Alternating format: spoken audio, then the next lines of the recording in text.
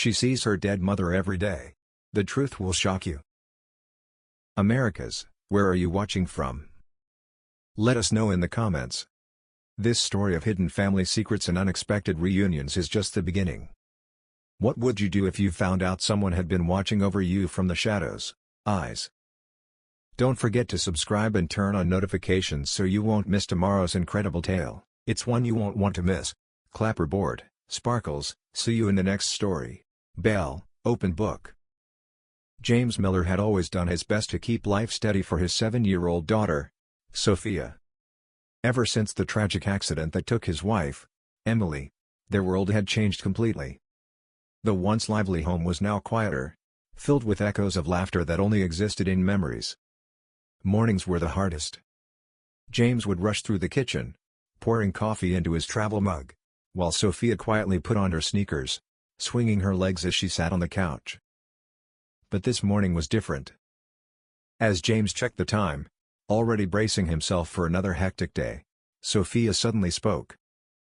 "Daddy, I see Mommy at school every day." The words hit him like a freight train. His grip on the mug slipped, and hot coffee spilled over the rim onto the counter. He turned slowly, his heart pounding. "What did you say, sweetheart?" His voice came out quieter than he intended. Sophia beamed, completely unaware of the weight her words carried. "I see Mommy," she said matter-of-factly. "She's always there watching me during recess. Sometimes she even waves." James felt his throat tighten. Emily had been gone for over a year. The car accident that took her life had left a void nothing could fill, not time, not therapy, not even his desperate attempts to keep things normal for Sophia. He forced a smile, trying to keep his voice steady. "Sophia, you know Mommy isn't here anymore, right?" The little girl's smile faded slightly, but she didn't back down. "You don't have to believe me, Daddy, but I know it's her." James knelt in front of her, brushing a strand of blonde curls from her face. He wanted to believe it was just the imagination of a grieving child. Maybe she was trying to find comfort in the idea that Emily was still close. But something about the certainty in Sophia's voice sent a chill through him. That morning, after dropping Sophia off at school, James couldn't shake the uneasy feeling lingering in his chest. He pulled out his phone and called Dr. Mitchell, the psychologist who had helped them both navigate Emily's loss. "It's not uncommon," Dr. Mitchell reassured him. "Children cope with grief in different ways. Some imagine their loved ones are still watching over them. It's a way to feel connected." James exhaled, feeling a wave of relief. But that relief wouldn't last long. The very next day, Sophia came home with something unexpected, a smudge of chocolate on her school shirt. As she climbed onto the kitchen stool, she spoke with the same innocent certainty as before. "Mommy gave me a cookie today." James froze. His heart stilled in his chest. "What do you mean?" he asked, his voice barely above a whisper. Sophia looked at him with wide, honest eyes. "Mommy gave me a chocolate chip cookie. My favorite." It was just a simple stain. A childish story. But something about it felt like the beginning of something much bigger. James couldn't shake the uneasy feeling that had settled in his chest since Sophia's words the day before. "Mommy gave me a cookie today." It was such a simple statement, yet it carried a weight he couldn't ignore. Maybe she got it from another student, or maybe a teacher gave it to her. There had to be a logical explanation. But the way Sophia had said it, with absolute certainty, made his skin crawl. That night, as he tucked her into bed, he decided to ask one more time. "Sweetheart, about the cookie, are you sure it was Mommy who gave it to you?" Sophia nodded, her expression calm. "She always watches me from the fence. Yesterday, she smiled at me and handed me the cookie through the bars. It was warm, just like how she used to make them." James swallowed hard. His mind raced, trying to make sense of what she was saying. Maybe she was mixing up memories. Maybe she wanted to believe it so badly that her mind was filling in the gaps. But what if she wasn't? The next morning, after dropping Sophia off at school, James couldn't ignore the nagging doubt any longer. Instead of heading to work, he parked his car down the street and walked toward the schoolyard. He needed to see for himself. From a distance, he watched the children playing during recess. Laughter and shouts filled the air, but his focus was locked on the fence. His eyes scanned the perimeter, searching for anything unusual. Nothing. For 3 days, he did the same thing. Each time, he stood at a different angle, watching, waiting. But there was no sign of anyone suspicious. No strange woman. No one standing by the fence. Just when he was about to dismiss the whole thing as a product of Sophia's imagination, Mrs. Carter, Sophia's teacher, pulled him aside after school. "Mr. Miller, I need to ask you something," she said, her voice laced with hesitation. James felt his stomach drop. "What is it?" Mrs. Carter glanced around before lowering her voice. "Has Sophia mentioned anything unusual to you lately? Maybe about seeing someone?" His heart pounded. "Why do you ask?" She hesitated before answering. "Because she's not the only one. A few other teachers and even some parents have mentioned seeing a woman near the schoolyard. She never comes too close, never interacts with anyone, except for Sophia." James felt a chill run down his spine. "She just watches," Mrs. Carter continued. "Especially during recess." His blood turned ice cold. "Do you know what she looks like?" James asked, his voice barely steady. Mrs. Carter swallowed, her expression uneasy. "That's the strange part. The ones who've seen her say she looks just like Emily." James could barely breathe. This wasn't just Sophia's imagination. Someone was out there. And they were watching his daughter. James barely slept that night. The words from Mrs. Carter echoed in his head. "She looks just like Emily." It wasn't just Sophia's imagination. Someone was really out there, watching his daughter. But who? And why? The next morning, James arrived at Sophia's school early.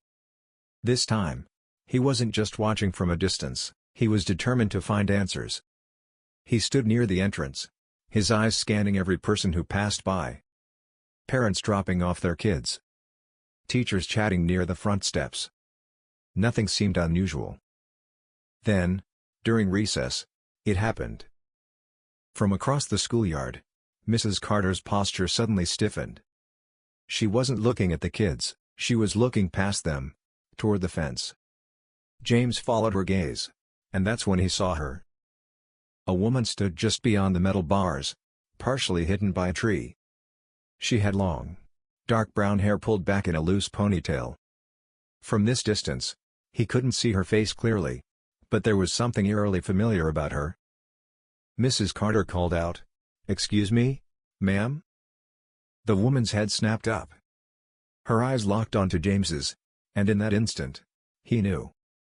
The resemblance was undeniable. It was like staring at Emily's ghost. Shock. Recognition. Fear. It all flashed across her face in a split second, before she turned and bolted. "Hey! Stop!" James shouted, shoving through the gate, his heart pounding. The woman disappeared into the crowd. He pushed past people, running as fast as he could, but by the time he reached the street, she was gone. He stood there, chest heaving, hands clenched into fists. Who was she? That night, James couldn't let it go.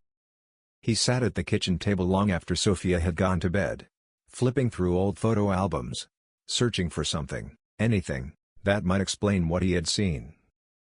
But there was nothing. No long-lost relatives. No hidden past. Just memories of Emily, smiling, unaware of the mystery that was now unfolding. The next day, as he arrived at school once again, Mr. Grayson, the school janitor, waved him over. "Mr. Miller," the older man said, reaching into his pocket. "I found this near the playground." He placed a small, tarnished locket into James's palm. James turned it over, his breath catching in his throat. It was old, slightly worn, but unmistakable. He had given Emily a locket just like this on their anniversary years ago. With trembling hands, he pried it open. Inside was a tiny photograph, Emily, smiling as always. But beside her, in the same picture, was another woman. Identical to her. A twin. James's mind reeled. He had never heard Emily mention a sister. How could something like this have been kept secret?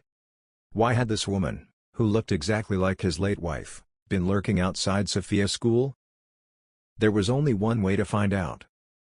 That night, James drove to the only people who could give him answers. Emily's parents. James gripped the steering wheel tightly as he pulled into the driveway of Emily's parents' home. His mind was racing. A twin. How had he never known? How had Emily never mentioned it? The woman at the school, the one who had been watching Sophia, wasn't a ghost or a trick of the imagination. She was real. And somehow, she was connected to his wife's past. When he knocked on the door, it was Emily's mother, Margaret, who answered. Her face softened at the sight of him, but when she noticed the tension in his eyes, she frowned. "James? What's wrong?" James didn't waste time. He stepped inside, holding up the locket. "Where did this come from?" His voice was firm but controlled. Margaret's face paled instantly. Behind her, Emily's father, Richard, stepped into the room. His eyes flickered to the locket, and his entire body seemed to tense. "Where did you find that?" Richard asked, his tone cautious. "At Sophia's school," James said, his voice growing sharper. "It was on the ground near the playground. Someone's been watching her. A woman who looks exactly like Emily. And now I find this?"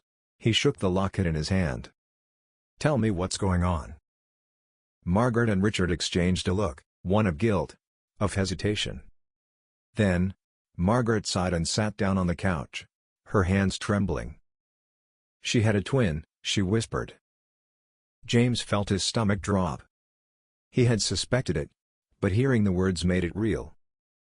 "Elena," Richard added, his voice heavy. "Emily's sister."